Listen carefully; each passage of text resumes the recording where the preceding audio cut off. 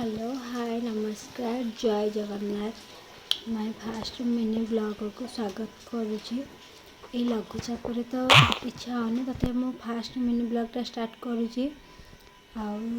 देखो बहुत सारा पानी आसी जमी जाइए जो लघुचाप लगी रही केते सारा पानी लो माँ एते पानी आसला कुआड़ू आगे आगक जाकि देखे तो पानीटा पूरा आम बारी आसी कहीं आम बारीपटा पूरा पानी रे पूरा फुल हो एते पानी विश्वास करबनी जो प्रकार लघुचाप होची पानी पूरा फुल आम फसल पूरा फुल हो एसबू तो कहले न सरे आहरी आगक आम कूଅ ये लघुचाप वर्षा को आम कूअर अवस्था पूरा खराब ही हो जाइए।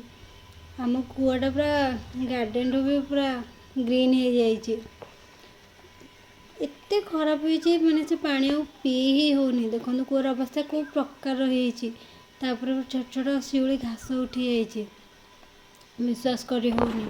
तापर आम पूरा फसल देखो एपटे सब भेंडी बैगण सब लगी आउे पड़ी आसली आम चुलबुल राधा पाखक तार टिके देह भल नहीं से मांदालिया हो से गेलाटी होता तो रोचे जय जगन्नाथ।